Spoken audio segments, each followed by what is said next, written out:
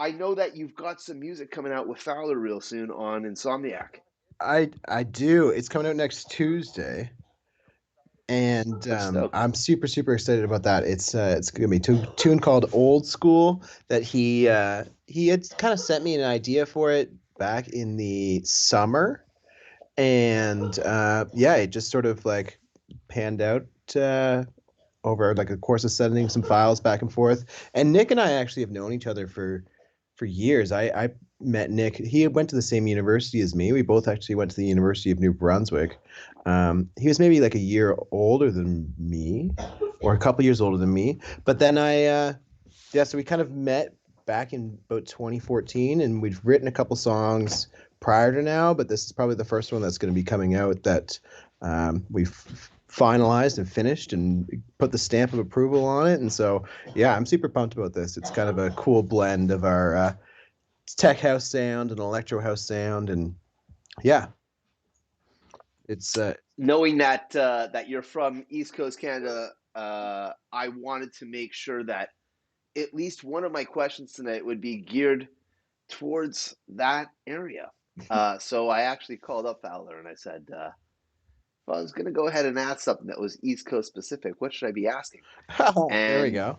and it was actually the Fowlers. I'm gonna do this right now. I'm doing this. I'm gonna say it's the Fowlers. It's both.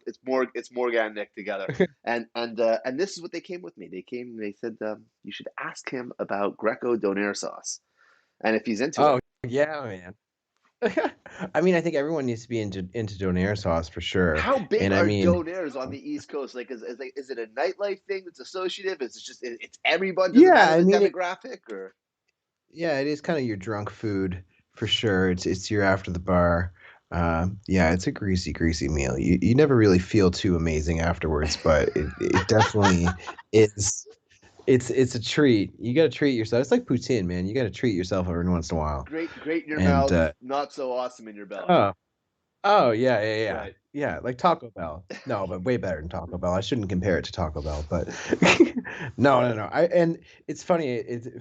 It very much is like the East Coast food that people always seem to kind of gravitate to, especially here in Halifax. Like people really gravitate towards donairs and have called it the Halifax food for sure. I was introduced to it when I had gone out to the East Coast. The very first time that it was in Halifax, and I went out to the East Coast to go play, and right after the club, shuttled right away. Yeah, exactly. Where was it that you grew up? Was it? I actually grew up in Ottawa. So I wasn't originally from the East Coast. I moved here like it would have been about 10 years now, like when I first moved away for university. But I went to high school in Ottawa and I grew up in Ottawa.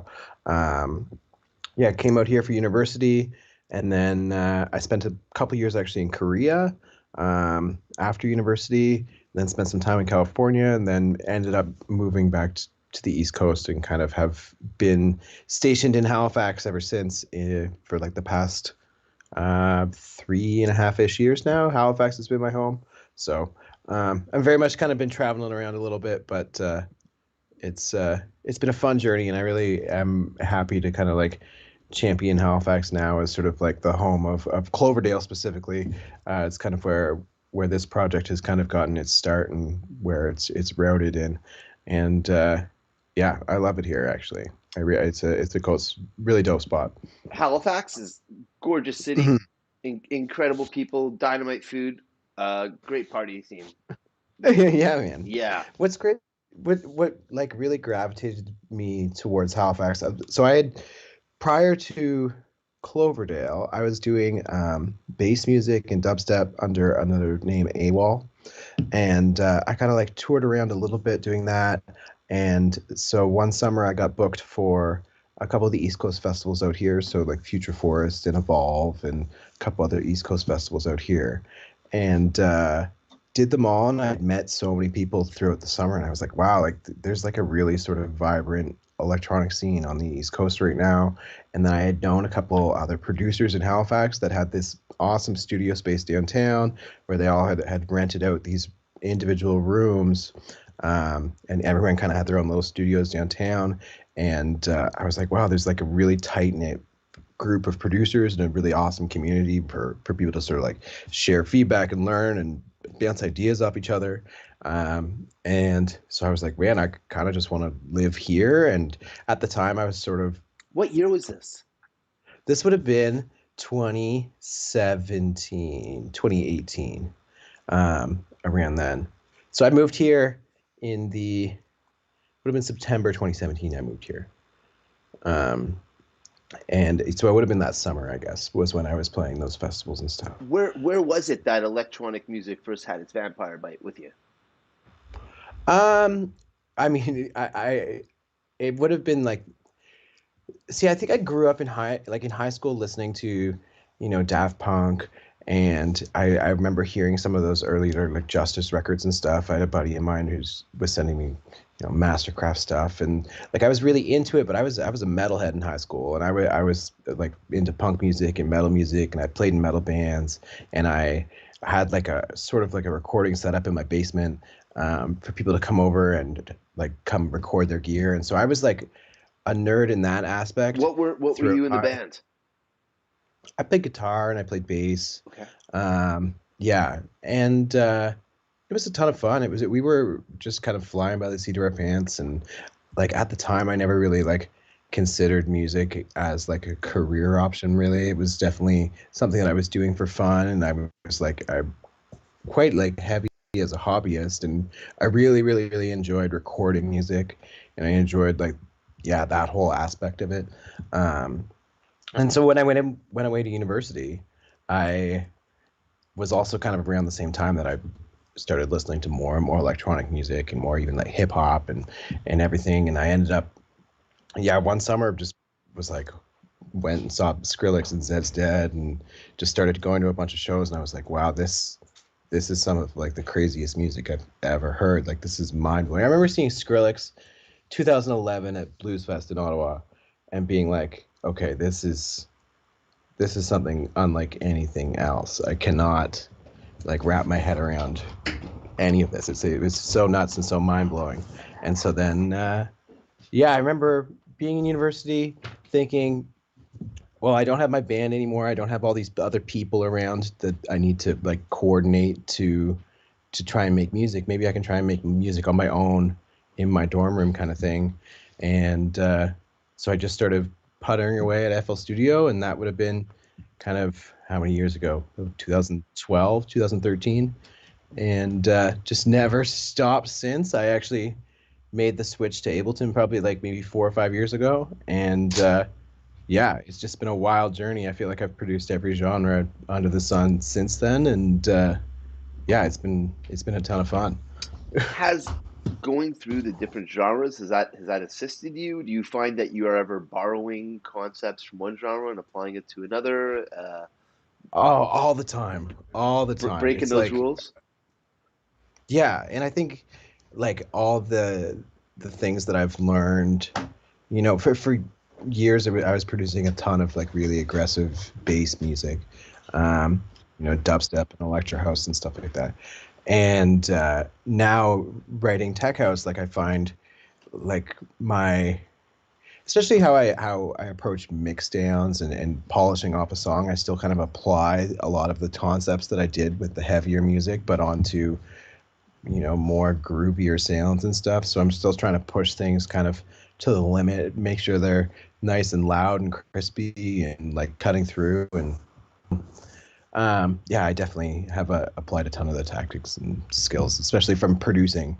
Um, and plus, when we started Cloverdale, I like kind of had already had my feet wet in releasing music as well. So it kind of gave us a little I wouldn't say leg up, but we definitely had experience releasing music before. Um, and when I say we, I mean myself and my manager. And at the time when we started Cloverdale was actually a duo for like the first 2 years of the project, and it's since a solo project. Um, but yeah, yeah. What was it that So that had you guys get to this name? How did Cloverdale arise? how did so I was touring around playing music as AWOL. And my roommate at the time was a massive house head, and I found myself like the first year that we were living together, like everything that I was listening to was just tech house, tech house, tech house, and I was like, just kind of fell out of love with the bass music that I was producing and DJing at the time a bit, and um, so we started Cloverdale as a side project, me and my roommate, to kind of just DJ around town, to DJ house music. We never really intended it for it to be a big project at all. It was just sort of going to be this sort of side thing while I toured around playing dubstep. Um, and I was still kind of like really grinding heavy on that. And then, yeah, things sort of started taking off on the Cloverdale front. We had like released an EP. Kind of the first EP went out on the Prescription Records, and like that kind of like took off, and I had so much fun playing the shows, and the tracks were doing well, and we started writing more music, and I was like, oh, this is so much fun. The energy at all the shows was just like everyone was always smiling and having a good time, and it was like just a different feeling that I was used to from playing all the bass music shows before. And so I kind of like made a decision in my head one day that I was like, maybe I might spend more time writing Cloverdale tunes than I will writing AWOL tunes. And it was a little bit of a gradual step over, 2019-ish, 2018, 2019, where I kind of just was like, oh, okay, I'm having way more fun writing this Cloverdale music. I'm signing more records to the Cloverdale project than I am signing my AWOL records. And yeah, so it felt really organic. It felt right. Yeah, I felt like I was kind of like discovering where I was meant to be all along, kind of thing. And yeah. When this energy started happening and you're realizing that this is the direction that you want to fire it towards, did you find yourself getting support locally for this? My voice. Yeah. Hey, did you find yourself getting support Yeah. locally for the project? Well, Was it dude, was it a slow, or that people were more used to associating you with what you were up to before, and you felt mhm. like there's Well, some. so I was super fortunate in that regard that I'd kind of already built up like a bit of a local following here, for my bass music. And so that like when we like the first Cloverdale show we played here in town was like we hadn't even announced anything, we hadn't put any music out, and I think we kind of filled the room, kind of thing. Because it was just kind of people had already known me, and they were like, oh, this is my house project. And Halifax is amazing, amazing, amazing for supporting local artists.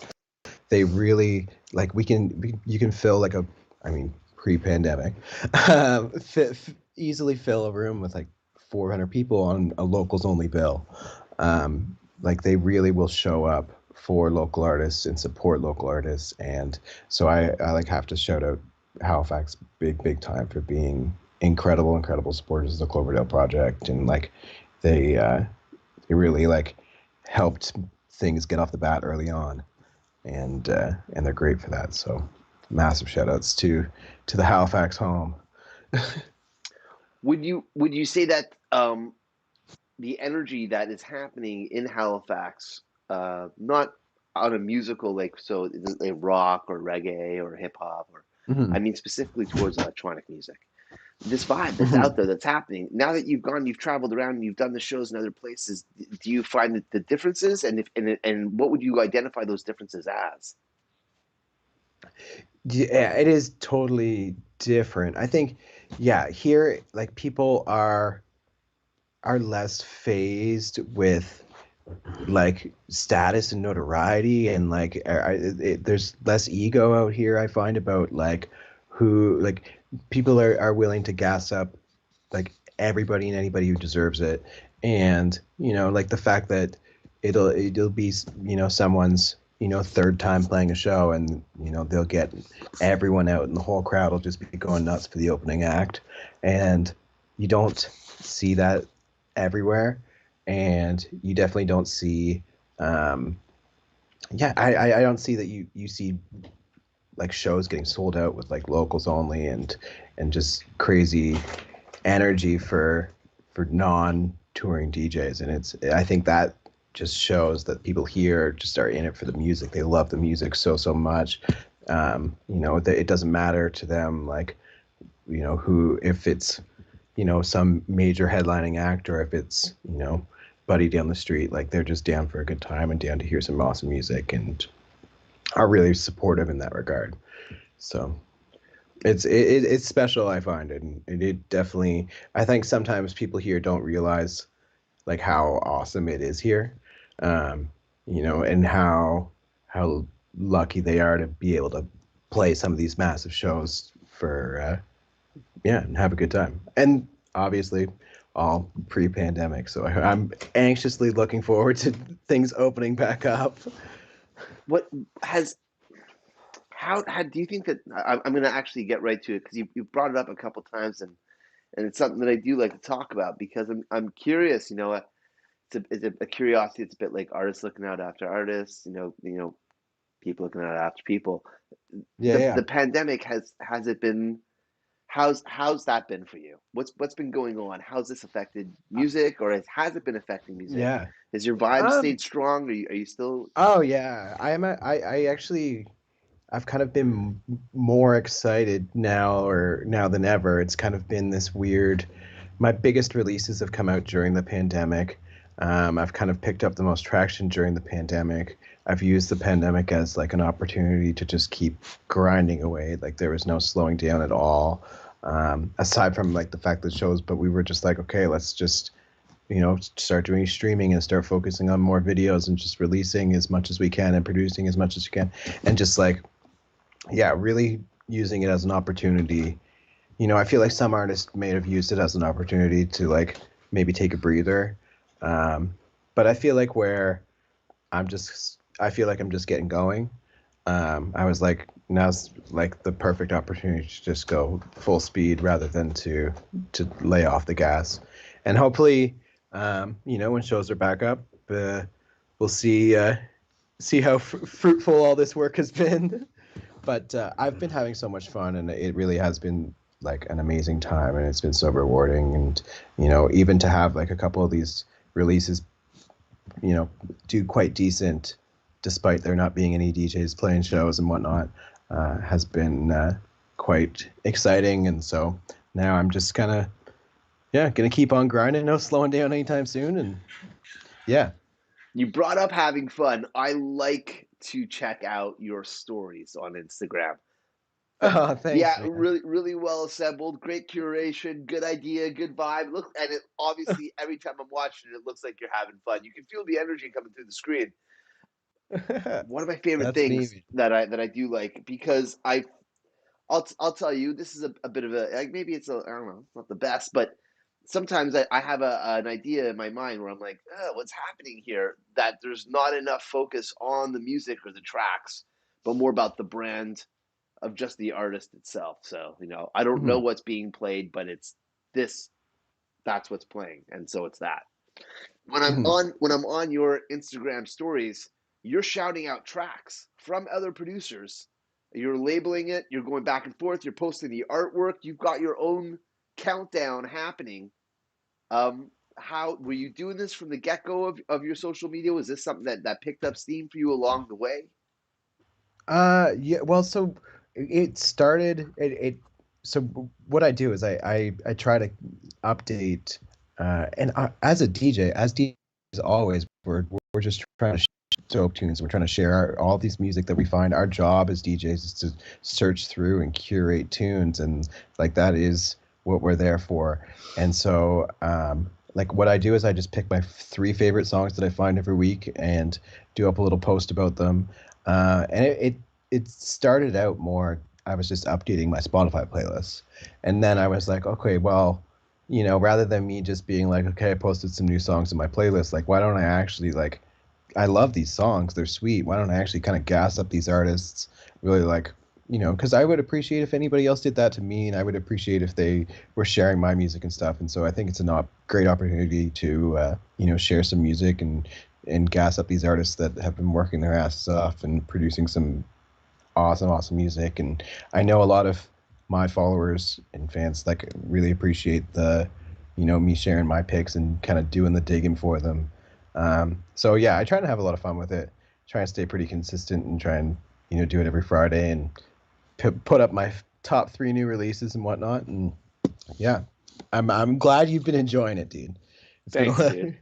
yeah. Thank you I'm, for it. And it's a dope service. I mean, and obviously it helps, I think, to see that whoever it is that you're watching, particularly if it's a DJ, that they're clearly really into the music and that they still want to share it with you, even if you're not on a dance floor.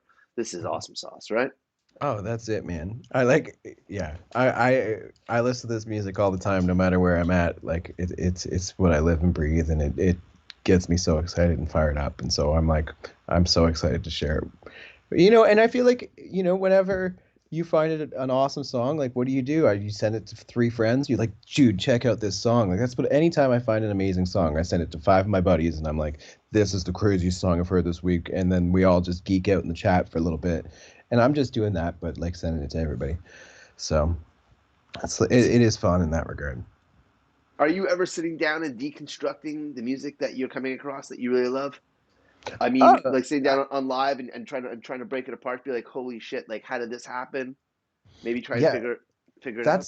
That's like the best way to like get better as a producer and to and how like I offer Ableton lessons all the time, and I'm telling students I'm like how I really like honed my skills in was like loading in a bunch of other tracks and then A being into mine, listening to my track, listening to their track, listening to my track, listening to their track, and be like, okay, like why, like how loud is my kick drum versus how loud is their kick drum, how loud is their clap versus how loud is my clap, like really referencing it, really comparing it, really trying to notice all those little elements that like fill it out and make it a polished tune. Because there's sometimes when you're just listening to music that you don't hear those little tiny, as a casual listener, until you really sort of dive in on the nitty gritty and look at it, um, surgically kind of, and break it down. So yeah, no, amazing approach, especially for learning. Um, yeah, it's it's pretty cool. That's a good tip if you're out there trying to produce some music. Is like, yeah, load in some other songs, try and copy them, reference them, and don't necessarily copy the track, but like try and write a track that is balanced and you can compare it to. Yeah. When you're writing music, are you often referencing yourself, thinking about the past efforts that you've gone and put out? What are you thinking to Yeah. yourself? Okay, I've done this, but I'm still in this vibe. How Mhm. do you go ahead and change that? Like, what is in your mind to what's that process like? It's funny. I actually find I struggle to write the same song twice. Like I really, I've never been one to do that, and I know some artists have like a really good like process down and a flow, and they can kind of have their sound like on lock. And I've never really felt that way. I've never really felt like I have sort of a method or a formula to my writing entirely. Like there's obviously some things that I do every time, but I very much tried to approach each song as something completely independent and new and fresh. And I'm always trying to like write something that I've never done before, um, which it can be great and it can be a hindrance at times because I feel like sometimes I'll end up with music that I'm like, okay, this is cool, but it now is maybe a little out there compared to where I've been before. And I have a couple tracks um, now that I'm like, okay, these are really good songs, but like one, for example, is like very, very bass house. Whereas like I'd say 90% of my music these days is coming like way more on the techier side of things, on the tech house side. And so I'm like, do I still release this bang and bass house tune, or do I focus my efforts more on the tech house sound, or do I just say fuck it and just put it all out and let the fans, they can listen, and so I'm always considering these things and going through my brain and about like what do I want to say as an artist, what I want to be known by, as an artist. And I write a lot of music, and I write a lot of music for other people, and I do a lot of sort of, I have a lot of music that's like not under my name that's out there. So I also am kind of just aware that um, not everything I write needs to be put out under, Cloverdale kind of thing. So, um, yeah, I'm always thinking about that. But like in the writing process, like if I write a song that doesn't fit like the Cloverdale vibe or whatever, like I don't, it doesn't bother me, and I'm not really stressed about it. I'll figure it out down the line, kind of thing. When you're launching live, you're opening laptop, desktop, whatever system you're running. I'm Yeah. unaware. When you open it up, do you have a template ready to rock, so Oh you can yeah, just you can yeah, start you yeah. can start running really quick to streamline your process? Totally. Are So you yeah, like thinking about time while you're creating music? Is that something on your mind, or are you like, how this goes is how it goes, and how it lands is how it's going to land? yeah, exactly. Yeah, I'm not really concerned about how much time sometimes a song will come together in a few hours, and sometimes it'll, I'll sit there for 3, 4 hours and come up with nothing other than like a 8 bar loop kind of thing. I do try to work quickly and efficiently, because I find if I'm not excited about it early on, then it's gonna be tough for me to get excited about it, kind of thing. Like I want to be excited about the idea early, and then I know I'm like, okay, there's something solid here. But if I'm not excited about it, then I'm quick to toss it and write something new that I am excited about. When Um, you brought up that you were sometimes finding yourself in the middle of two different genres, bass house and tech house. yeah.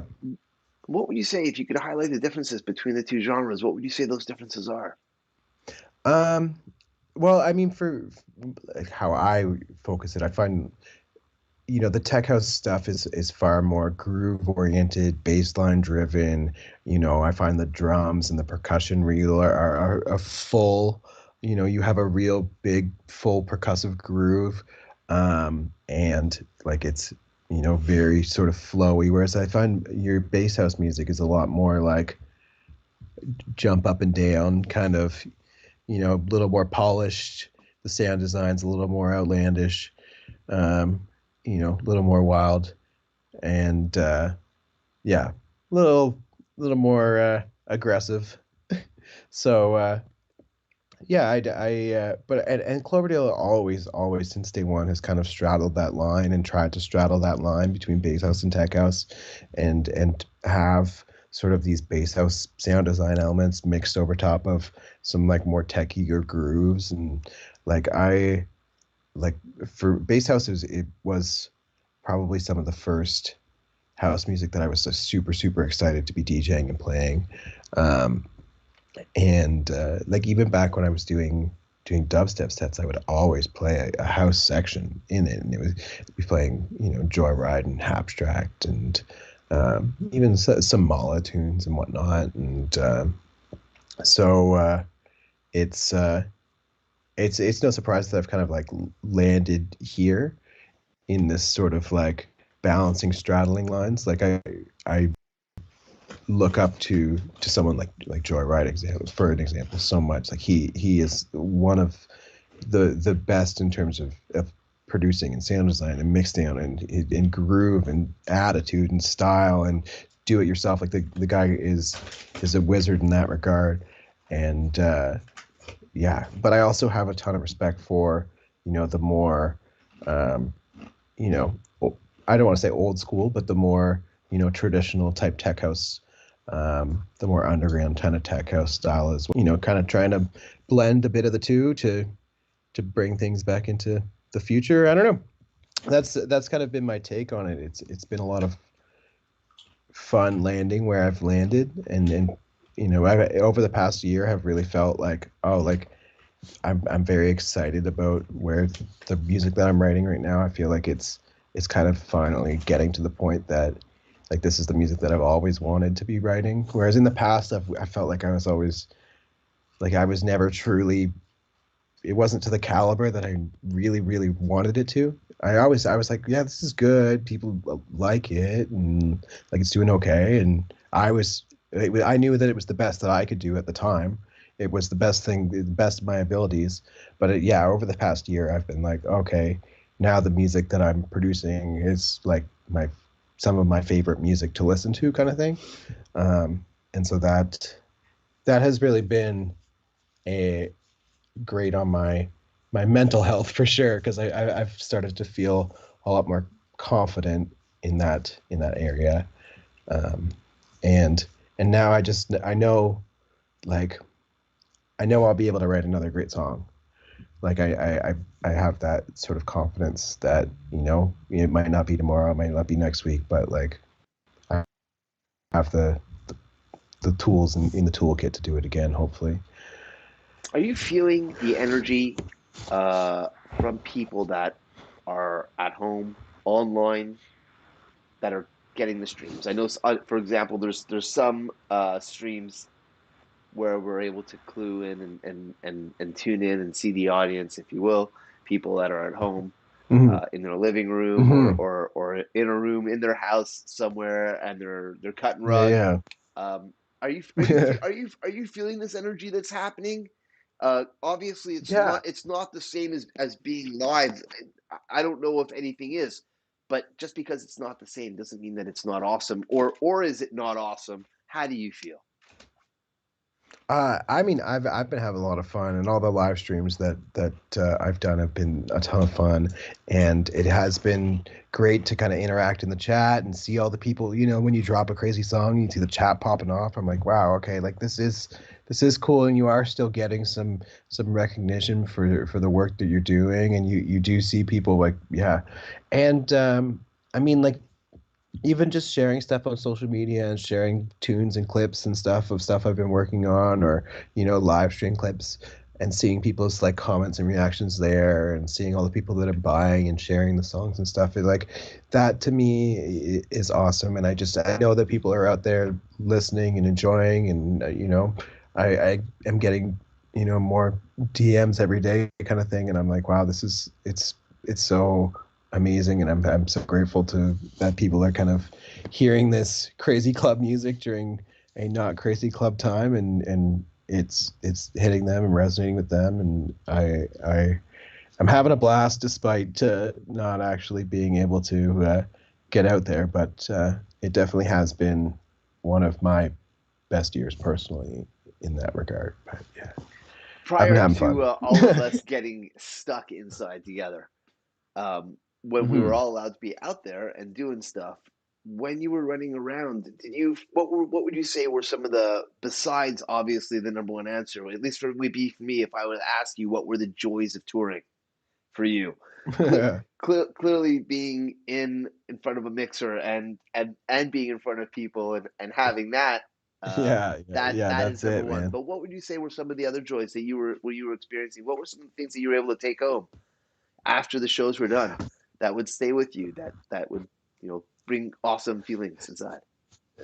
Oh man, dude! Like, anytime that I ever play a show and I meet anybody who I still all the time, I'm like, me and I don't know you, and like how I'm like that's I'm still all the time like kind of like humbled and excited and floored that I'm just a dude in my basement with a laptop posting things on the internet, and then I can travel to a city on the other side of the country, and there's all these people that have just discovered this thing that I threw on the internet one day.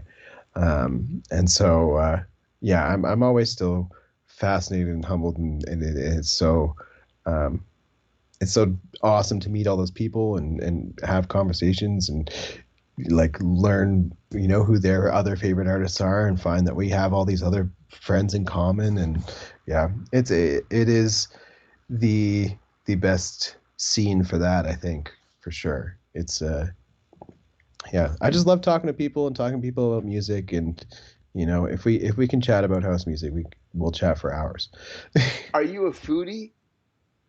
I mean, I wouldn't say I am, but I do enjoy a meal for sure, but I wouldn't call myself a foodie for sure. On a scale of 1 to 10, once you're in a new geographical area for touring, a new city, a new town, Yeah, are you yeah. asking for local cuisine? Is that something that's important for you so you can try out where you're at and see Uh, see what's famous? I would say yeah. I'd say I like anytime I'm traveling anywhere, yeah. I'd definitely want to have the thing that is from there. I remember being in Philadelphia and having to go get the Philly cheesesteak, or being in you know what I every time I go home to Ottawa, and this isn't even really like an Ottawa food, but I always have to get shawarmas in Ottawa. So it's See, Donairs in Halifax Donairs in Halifax, shawarmas in Ottawa. and Yeah, shawarma in Ottawa. yeah. I was just thinking, I was like, Donair doesn't really seem like a real Halifax food, but it is. And I'm like, you know what? Shawarma doesn't really feel like an Ottawa food to me, but I for some reason it's like that is like the go-to food after the bars is the shawarma. Whatever happened to the falafel? Is the falafel not getting a lot of love these days? Is Uh, it? oh man, I think it's there. I It's mean, you it's can is it there? Is it mixed yeah. up in it? Oh, oh yeah. I mean, it's I think you Where's can the order it fried in some chickpea? I mean, spots. do we forget about it or don't leave it It's good behind? stuff, man. It's good stuff. There's actually a bomb place here in Halifax called Meza. They do a wicked falafel. What's on the corner? I mean, I used to leave Reflections when Yeah. before Reflections moved, even though it's not that far away, but Yeah. you'd have to go up the street. It's at Yeah, the it's Pizza at the Corner. it's at the corner. What's that? Yeah, what's the corner called? It's called Pizza Corner, and there's like four pizza shops on it, Yeah, and it's famous. and It's chaos Halifax at two famous. o'clock in the morning. Just it Yeah, Ragnarok. exactly. Yeah, exactly. It's Right. nuts, and you'll see commotion everywhere, and people everywhere, and yeah, a bunch of pizza shops, and it's where you get your slice. Or Willie's Poutine, which they have my favorite stuffing poutine there. It's wicked. Are It's, you it's great with flying? Are you okay to just are you affected by turbulence or heights oh or yeah, no, I'm fine. I don't really mind that at all. are you able to sleep on Uh, planes? honestly, most of the time I bring my laptop and I try and get some work done. I'll try and like write some ideas or maybe organize my record box library or like plan some like maybe test out some transitions or something or um, I don't know. I try to utilize the time. What are the Um, three tracks that are inside of your record box that never leave? oh man, that's a good question. I'm gonna say one today. I was listening. There's one Dead Space and G Felix Elevate came out on Repopulate Mars or South of Saturn maybe. South of Saturn, but same Repopulate Mars kind of thing. That song is incredible. Um, what are a few other ones? Back to Funk by Martin Eichen. These are all kind of newer tunes though. Great. I'm just Okay. but they're Is there staying something that's there. there that yeah, I'm thinking about the staying power of a track. Something that you've Yeah, used in your sets that you're like, this is for sure gonna work. Not that all the it's not even time. about rescue. How about that? It's not about dance Yeah, floor yeah. rescue. It's just this is gonna work. Yeah. Oh, what's this? Oh, there's a David Penn tune I got. That is a wicked tune. It's an older one. Oh, and it's been on there forever, and I will never take You're it in your off. They're search probably. right now. I can see it. I Oh can see the yeah, I'm reflection in your scroll. eyes. Yeah, that's I'm dope. scrolling through. Okay. You're sitting there and you're like, oh gosh. No, Um. it's perfect. I mean, I'm sorry. I'm not trying to stump you. I'm trying. I'm Oh, actually trying to. I really do genuinely want to know the answer. Like, I think to myself, because I have that. I have stuff that's been sitting, I guess, if you will, in my box for over 2 decades. hmm That is just like Yeah. this is gonna work. Like, I'll tell that one track actually is Plastic Man Spastic. Yeah. Yeah. Yeah. I know that tune. That's Never leaves. It's timeless. It sounds yeah. as good then, like today, as it did then. Yeah. It's doing Yeah. everything I want it to do, and it's always about the same idea when I'm using it. Like, Mhm. get it up, Yeah. use something to get out of it. Some That's songs really that just yeah, totally. And there's some songs that you just are are gonna mix really well and gonna perform well and yeah. The David Penn tune that I was thinking of was called Moonshine. Moonshine by David Penn. I remember hearing it in a Carl Cox mix and I was like, damn, and I yeah, been on there for a while. It's What about music that you've been a part of yourself? Music that you've either created, remixed, uh, mhm. a bootleg. Is there something that you're like you still look back on now and you're like, oh, Mhm. I mean, I what would you find identify that track as? yeah, I mean, so it's funny, like I feel like and I think this happens to almost all artists that like when you go to release a song, you've heard it a million times, then you play it for the first year, and then by the end of that you're like, okay, I am done with that song. Like even if you loved it so much when it came out, you've heard it just a million times, and you hear your own flaws, and you hear how like if you had written that song a year later, like what you might have done differently or how you might have mixed it differently. So like, most of the time I kind of hate all my old music because of that, because I start hearing these flaws and hearing how I might do things differently, with my new knowledge and skills and stuff. All of that being said, there's a couple tracks there that I like still get me super stoked. We did a remix of Bonkers, Dizzy Rascal, And and Armin van Helden. yeah, Dizzy Rascal, Armin Van Helden, that Bonkers, and that Bonkers, when it came out, that was big when I was in university, and it, like, I remember me and my roommate just cranking that tune, and like going nuts, like way back. Yeah, this would have been 2012 or so, and so when I got the idea to remix it, I was like, oh, this is gonna be so much fun. I love the original, and it just like was the like perfect tune to kind of like put a crazy like tech house spin onto it. Um, we were like wrote it real quick, and like in a day, afternoon kind of thing, sent it off to a handful of people, and then um, I remember it was right before Halloween, and we had played a show in Halifax, and then the next morning. I was in bed and I hadn't slept much and I was all hungover and I was like looking at my phone and I'm just like scrolling Instagram stories and I'm like out of it, not paying any attention. Anyway, I'm Mala's Instagram story and I like go back a second. I'm like, wait a second. Like, is that?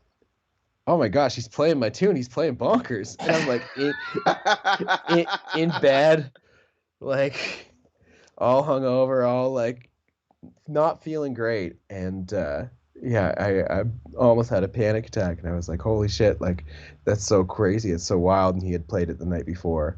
But that tune to this day, it's like a couple years old now, is it would be one of my favorites to play. Gets the crowd going, even though I feel like I haven't heard it in front of a crowd in a while, but it it did get the crowd going from what I remember, and it's a fun one for sure, and was definitely one of the ones that like kind of launched the Cloverdale project, and like kind of you know I think we gained a lot more notoriety and respect after that one too. So it's a special one for sure. I think that over a course of a year, say for example, where electronic music, and this is of course all pre-pandemic, but where it might have been in January is not where it would be in June, and then in December, for example, with the Christmas and New Year's parties, Mhm. then it would be the blender of what was popular at the beginning of the year and now it's become more popular. And I think that's because electronic music is very fast paced and changing. And of course, there's always the repurposed names or the repackaged names for a genre. Yeah, yeah. Um, do you think that the pandemic has stopped this, and that whatever we left off at last March Mhm. is still what's happening now, or have you noticed a change? Is there a new darling sound that's come from the pandemic with electronic Yeah, music? it's tough to say, eh? I don't know.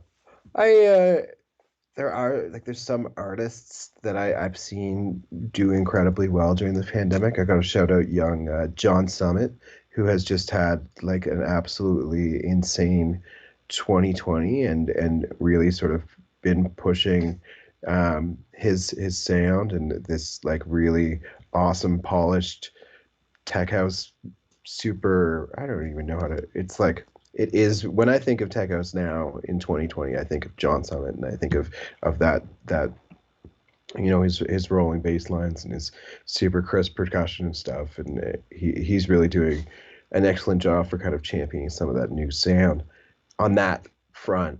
But yeah, I'm not really sure. What do you think? Do you have you been hearing anything that's kind of been super exciting in that regard? I have. What I've observed is a return to what I would call mid 90s rave. Yeah. Super high BPM, super energy. Um, I feel that I'm hearing influences from happy hardcore. I'm hearing stuff of new Mm-hmm. energy. I'm hearing Mm-hmm. happy hardcore and new energy getting fused. Yeah. I'm hearing techno, and it's aggressive. It's not what was. I found that techno was, and Beatport had to split it up because I think that a lot of people were associating techno with I don't know sleepy time. Yeah. It, Yeah. it, it felt very Yeah. subdued, dubbed out, Yeah. Yeah. Yeah. and uh, my partner has referred to those parties and that dancing, at least pre-pandemic, as Yeah. the sway crowd because you'd see the dance floor and people were just swaying. Yeah. Yeah. Yeah. And Yeah. and I don't know I mean I wasn't into it personally. That wasn't Mm-hmm. my thing. I mean, Yeah. I'm Yeah. happy it existed and everyone was having fun. Yeah. Um, but I find that techno is definitely it's getting some teeth. Me personally, I've gotten into the Russian electro scene, Oh, which cool. I think they're kind of calling punk. All right. There's All a right. duo that's in Russia that is called Locked Club. I absolutely adore what they're up to right now. The stuff Sweet. I'll sounds have to check them out. super lo-fi. It's very basic, stuff like I find a lot of the production involved in dubstep, bass house. This is some of the best writing and production that's happening right now in electronic music with the producers that are really pushing the sound. Uh, Yeah. Yeah. it's Yeah. I love it. it's very creative. S- There's a lot of moving parts that are happening. As compared to say something more that's like some techno, and I'm generalizing, some techno and some tech house, which is it more streamlined or is it just more basic? It's not. It doesn't have. If you had 10 tracks in one song in a techno song, that could sound mhm. really busy. Yeah. 10, Yeah. 10 tracks in a bass house song, maybe not so much. Yeah. Yeah. Yeah. Yeah. Exactly. Right. So I'm thinking about that with this Russian electro, this punk sound that's happening. There's 10 tracks, eight tracks in a song. It's Mhm. just not. It's really just about getting that idea and getting it looped and getting that vibe out there. Yeah. I like the no bullshit idea about it. It's fuck you dance. I like that. Sick. Right now. Awesome. So Yeah. Yeah. yeah, I guess that's what I'm hearing. Um, Hell yeah. you know, dubstep and bass music. I find that bass music for me, I think I'm it's more 4/4. And then when I think about it being broken and above 140 BPM or the halftime of the 70, when I'm thinking about this stuff, I'm definitely thinking about dubstep. Yeah. Um, I can't I never I didn't see it as a fad, and and that's his proof. Now here we are in 2021. Yeah. For something Oh that yeah. really started kicking off in 2010 2011. This is Mhm. not only is it not going anywhere. I find that there was a whole generation that didn't come from dance floors that was really young that heard this music and they've come up with it, and now they're able to get outside. They're able to get or they were Mhm. able to get out. They were able to go to the parties, the festivals, clubs, and this is the Yeah. music that wants to get press played Mhm. on, right? There's some really really really cool exciting bass music in that world, and I think even like for the people that like were kind of getting tired of even because there's excision and that sort of dubstep is still like wildly popular, but there's also these so many artists like G Jones and Saruda and these sort of left field, almost pulling from the drum and bass world, that are I find are making Ivy Lab and who Burial. else? Yeah, Burial and Shades, which is Alex Perez and EPROM's project. Like these guys are sort of really, that's some of the music that gets me super super excited amongst. And I love listening to that stuff and then thinking about like how can I, apply some of these cool, weird left field, yet they're still very warm and analog sounding. They're not like it's not like super polished EDM. It's like really, and I hate using that term. It's like not, the EDM term, but it's not What is it? crazy. Yeah, what is it, No, right? no, I'm asking you. No, I mean I use it now. I feel like if there was a point in my life when I was like everything. It's all EDM. It's all EDM. Like, but now I definitely kind of fell into the trap of using that term to describe the more commercially big roomy type music, Okay, the so poppy then here type I go. music. What is the difference between big room and EDM?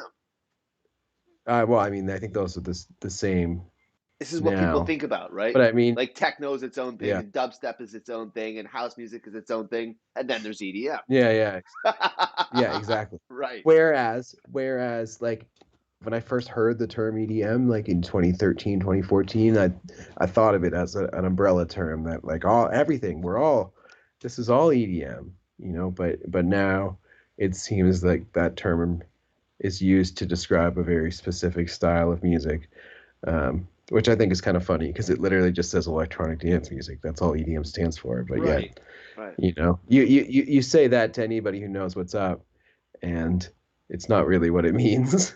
I'm still trying to figure out whatever happened to electronica. What was wrong with that?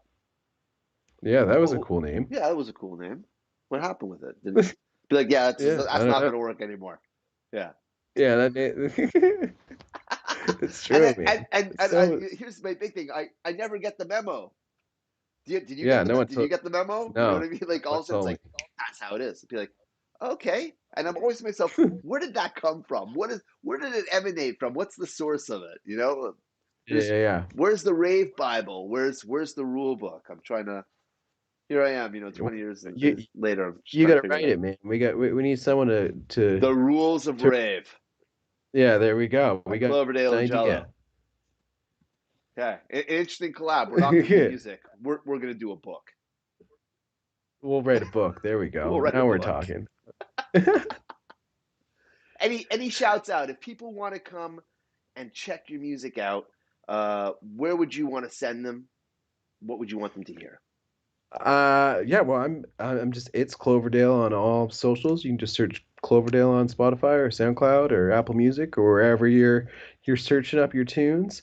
Um, I if I were to shout out anybody, I'd like to shout out all the.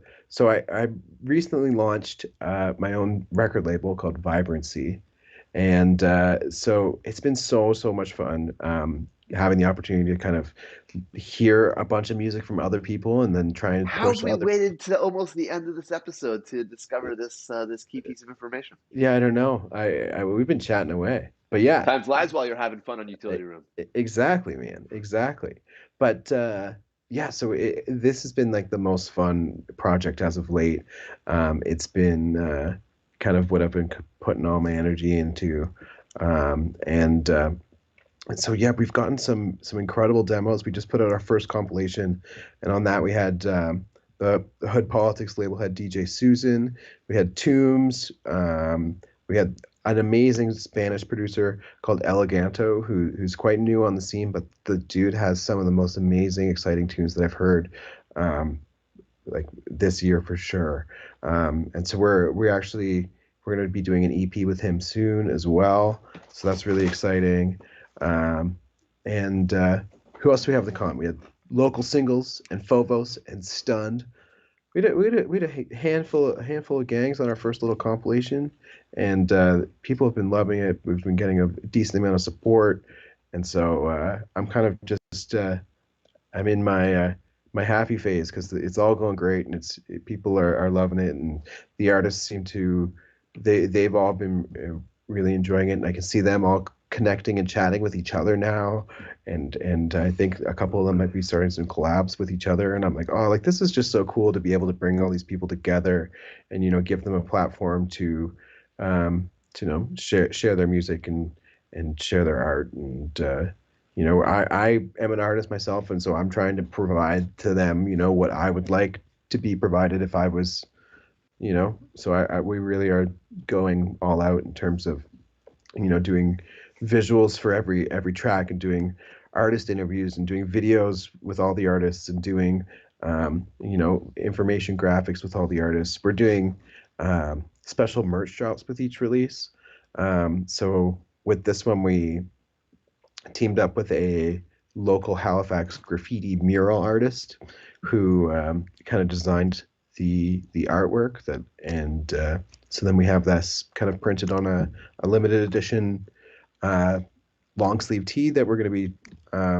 It's actually still up for pre-order actually right now, as part of the release package.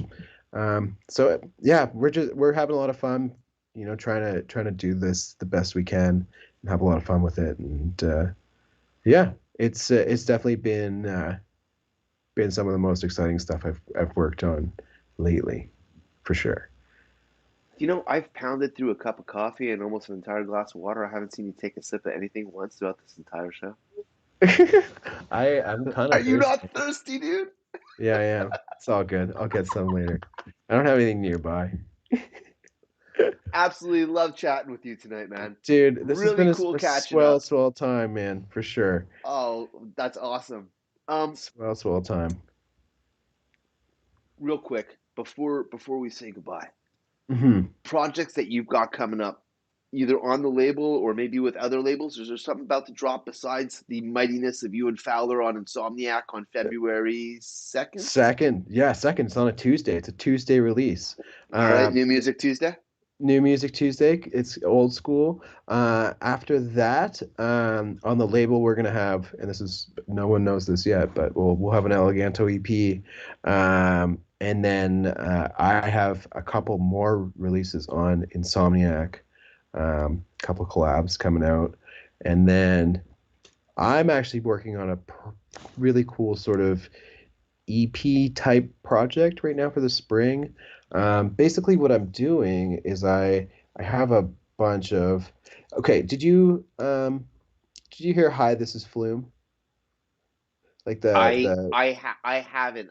I'm yeah, I haven't listened to it. that's I okay. did see the news today with Sophie. Uh Yes, I know that. Oh, that's so sad. I almost didn't even put the two together there. But yeah, yes, as soon as you I said, know. and that's why, because there's been a lot of connecting with it online Yeah, today, yeah, with both totally. brands.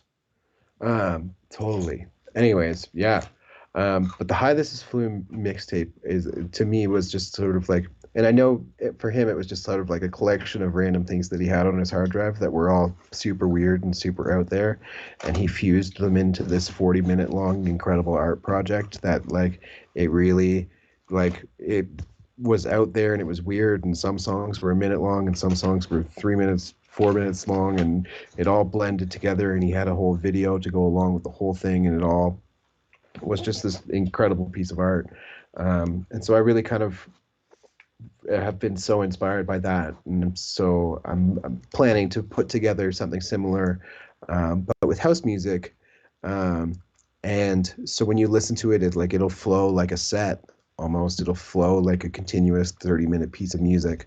But it'll all be individual tracks. It's sort of like a concept album, per se, but for house Cool. music.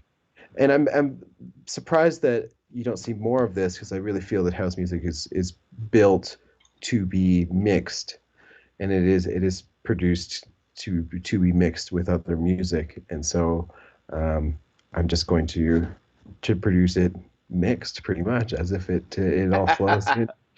But I'll have versions available for download that will be sort of DJ friendly versions with intros and outros and stuff. So for the DJs wanting to play the songs, but on Spotify, when you listen to it, it'll sound as if it's all one. Very cool. Looking Yeah. forward to it. So that's my exciting spring project. Excellent. Yeah, My dude, name is thanks so much Jello. for having. That Cloverdale. Yeah, what's up? Thanks so much, dude. This has been a Utility slice. room, dude. You were very cool. Thanks a lot for doing this. Really appreciate it. Thanks so much, dude. It's great hanging, and we'll chat soon. Yep. Don't hang up. But utility room, we're gonna see you all on Thursday. Thanks a lot for tuning.